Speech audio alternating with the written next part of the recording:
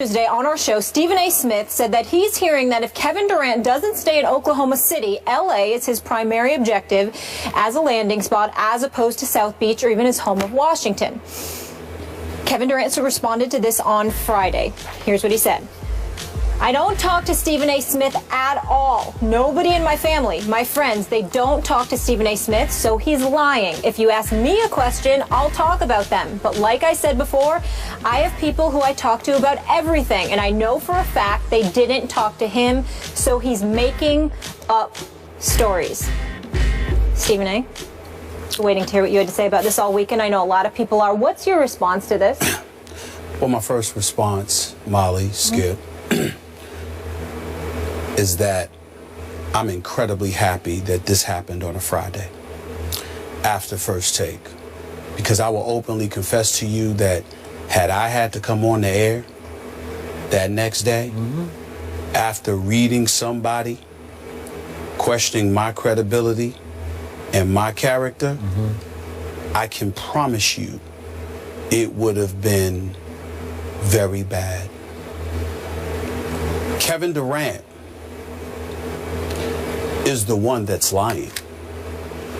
I have interviewed Kevin Durant. His rookie year, I interviewed him at his home in Seattle. I interviewed him years ago when we were in Orlando for SportsCenter. I've talked to him on several occasions, literally within the last year, where we've run across one another at an arena. Or one time we saw each other at 40-40, because obviously he's being repped by Rock Nation right now, whatever the case may be. No reporting that went on in that regard. Right. Just pleasantries and things of this nature. That statement that he came out with, that was a surprise to me, because I had no idea that he had any kind of problem with me whatsoever. Okay? I wasn't aware of it, so it was news to me. That's point number one. Point number two is, what it comes down to is that Kevin Durant is trying to put me in some kind of jacket or whatever the case may be. Let me be very, very clear, my brother, it does not fit. You are in no position to question my credibility whatsoever. A matter of fact, one would argue, what position are you in to question the credibility of anybody in the media, particularly when the last time we really heard you say anything of significance, it was when you were addressing the media or undressing the media in February and telling them, could y'all put up this quote for America to see, please? Here it is right there. You guys really don't know bleep. To be honest, man, I'm only here talking to y'all because I have to. So I really don't care. Y'all not my friends. Y'all going to write what you want to write. You're going to say what you want. You're going to love us one day and hate us the next. That's part of it. So I just had to learn how to deal with it. Come back to me, please. Kevin Durant said that in response to idiotic questions he felt the media was asking him about head coach Scott Brooks and his potential tenure, because Scott Brooks obviously took them to the playoffs, won over 65% of the games, was doing a fabulous job, at least in Kevin Durant's mind, so much so that the year before, Kevin Durant said, hey, I think this guy should be the coach of the year. So he deemed the questions ridiculous. That was in February. What happened in April, Skip? Scott Brooks was fired. Okay, and now Billy Donovan is coaching. So those same people that you were talking about, those same people you labeled essentially idiotic, although to your credit, you got wise and came back and apologized. Ultimately, you showed your true feelings. It's like somebody that's a bit inebriated, somebody that's really speaking their mind and their heart, and then they want to turn back and say, well, you know what, we really apologize. When you really, really didn't mean to. You just upset that the heat that came your way was something that you couldn't deal with.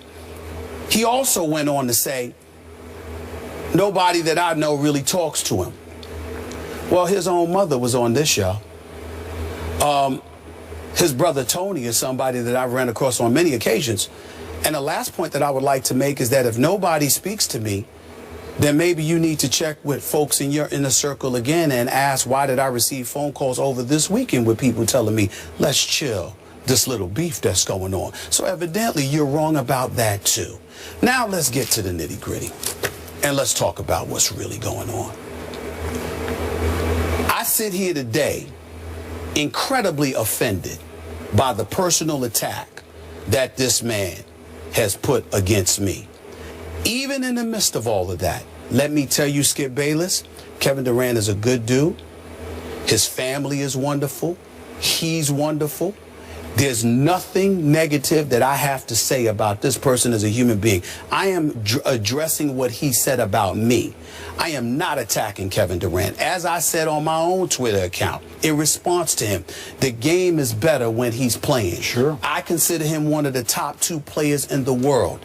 How many times have you sat here and heard me say, Skip Bayless, I consider him one of the best professional athletes as a person I have ever met in my life. He is that decent and that good of a young man, which is why it disappoints me that I have to sit here and address him the way that I have to address him. Because the reality is that, number one, you don't know who I talk to. Number two, if I'm so wrong, why haven't you not signed an extension with the Oklahoma City to stay for years and years to come? Is it not you that alluded to how you're willing to entertain free agency? Are you trying to tell me you're not going to consider the second largest market in the United States of America, particularly with Kobe Bryant scheduled to depart? And it's clearly a home that Russell Westbrook, who starred at UCLA, might not mind going to a year after you go, if indeed that were the case. All of these things that I said make absolute sense. At no time did I say that I spoke to Kevin Durant. At no time did I say that I spoke to people in this inner circle. I recall an individual by the name of LeBron James, who wasn't speaking to anybody, but who broke the story that he was going to South Beach. Since when do I need to sit there and speak to people that you deem trustworthy individuals to find out what is going on with you? Which brings me to the issue that I, unapologetically, not shy about it, am more than willing to address. Let me say this, because I know that we as reporters don't like to say this because it comes across as, you know, a bit boisterous or whatever the case may be. I'm sorry, Skip Bayless. My career spans 20 plus years. How many reporters do you know has broken as many stories as I have? All of these folks that want to talk about me, Washington Post picking up the story, USA Today picking up the story, reputable publications. I'm not calling out anybody. I'm just addressing people who are willing to call me out. Are we willing to put my resume up against the people who talk about me? I welcome that. I know it's not popular to say, but this thought process that says, hey, well, you know what? He's just somebody who runs his mouth. I don't show up at NBA arenas. I'm not on the road. I'm not inside of those locker rooms. And more importantly, what I would like to ask Kevin Durant and some of the brothers who talk behind my back in the NBA that probably put him up to something stupid like this, let me ask a question. Do you really want me to come out of this seat and go back on the scene? Do you really want to see me in an NBA arena? Because I can assure you I find out more in 10 minutes than I can get from 50 phone calls. I have proven it. Now, we can sit up here, we can debate all day long till the cows come home. I am a black man on national television with a big mouth.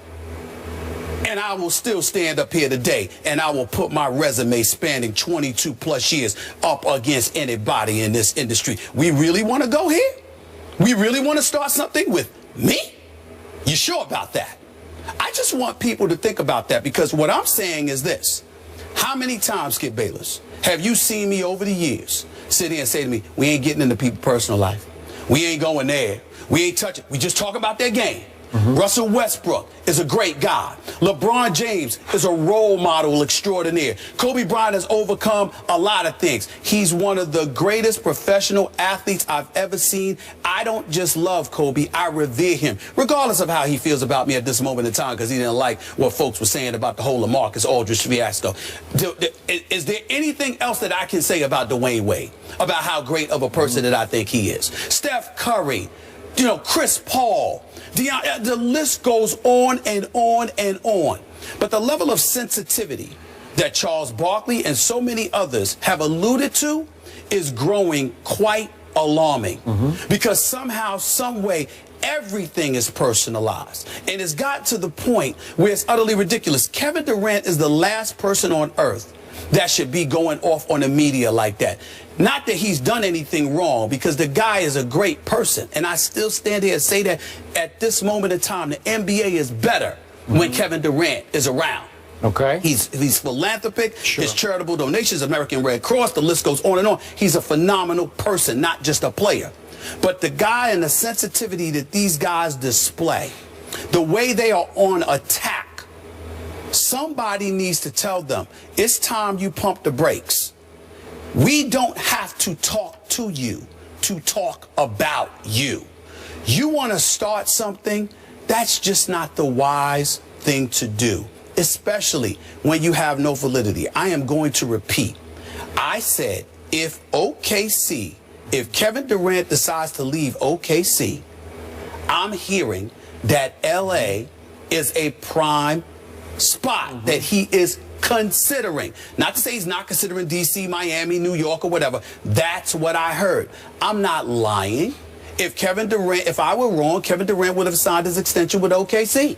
Okay? You being represented by Rock Nation. I know these boys.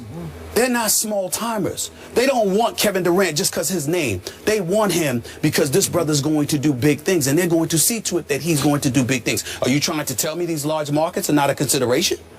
I said nothing offensive about him. I will not say anything offensive about him. I still stand here today telling you he's a good dude, but he's wrong.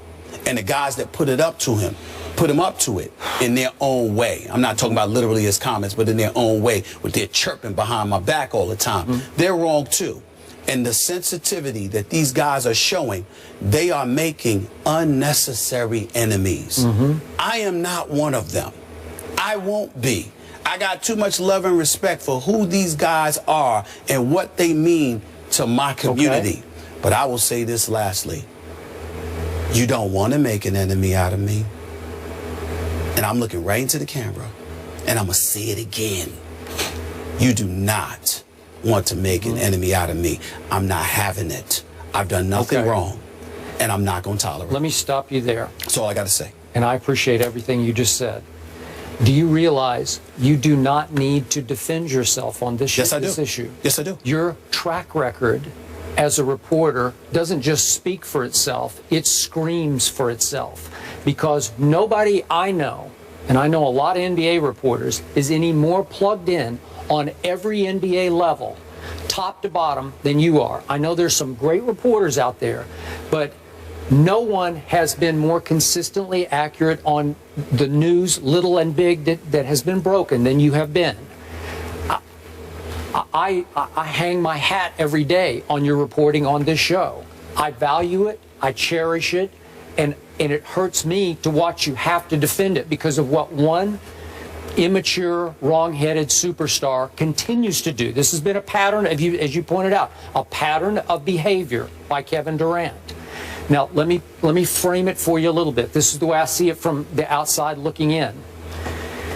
You love this guy as a player. You've sat in that seat morning after morning and defended him and lauded his play. Am I right? I mean, I've lauded both his play and him as a man. As a man. So I'm sure a part of you is stung by this, that he would do this to you after all the support you have voiced for him. Am I right? Yes. Okay, now let me look at it from his side. I know for a fact he has worked hard to eliminate the size of his circle around him, that he's tried to tighten the circle of people close to him. And now it's down to pretty much a manager and an agent, and that's it. So I think he was stung that somebody that's no longer in what he considers his really tight inner circle is speaking to you, and he's paranoid about that. It doesn't matter, because you know a lot of people who know a lot of people, and I have no doubt that what you said is dead on and has been operating somewhere in Kevin's thoughts. It just put him in a little bit of an awkward position, but he could have handled it if he would just grow up. He could say, look, my heart's in Oklahoma City. I have no plans to leave here. Respect what Stephen A. says, but right now that's way off base because this is what I'm going to do. There's a way to handle that that would make you, it wouldn't put you in an awkward spot, because when you use the operative word, he's lying, I know that's going to push the deepest hot button in you, because now your integrity has been called out and questioned. Remember this about Kevin Durant. He is playing under the most protective anti-media bubble in all of the NBA. erected by the Oklahoma City Thunder. Am I right about that? Yes. They're so out of bounds in how they're teaching these kids to deal or not deal with the media, because the media can be their friend. Most of those reports, the great story was done last year that we talked about on the Oklahoma City media and all the paranoia of the franchise. I don't know why it is, but it has now infected both, I think, Kevin Durant and Russell Westbrook and how they deal with the media. Is that fair to say? To some degree, it appears that way. Yeah, it appears that way. So I relate to you because you remember it's been, what, 5 years ago? Listen, there was no bigger Durant fan in the media than I was when he was a freshman at Texas. We're going back to our cold pizza days. I used to every day say, this Kevin Durant is going to win scoring titles, plural, in the NBA. And the people I was debating would laugh and scoff at me. And then they lost by 21 in an early NCAA game to USC, Nick Young and company. And everybody said, you're going to be so wrong about this. And I continued to fight for my guy, Kevin Durant, until what happened? He turned on me as soon as I started criticizing his buddy Russell Westbrook for shooting a lot of Kevin shots. What did he tell the Oklahoma City media? Skip knows nothing about basketball. And it hurt me. It hurt my heart. I told you that on air. Like, what are you doing to me? Why me? Why would you bite the hand that's been feeding you? And then I said it again after what he did at the All-Star weekend. You're biting the hands that fed you the MVP. These same guys who voted you the MVP, you're telling them they don't know anything about basketball? That's so wrong-headed. It's so out of bounds. It's so immature. But Kevin wants to control the media. So now he's been named deputy publisher of this Players Tribune. Yes. You know, like, so that's, he thinks now he can just go to the Players Tribune and write and say whatever he wants to say, and he can control that. Well, you can't, Kevin, because the pen, so to speak, in this case it's the media, is mightier than the sword. You know that Well, the expression. thing about it is this.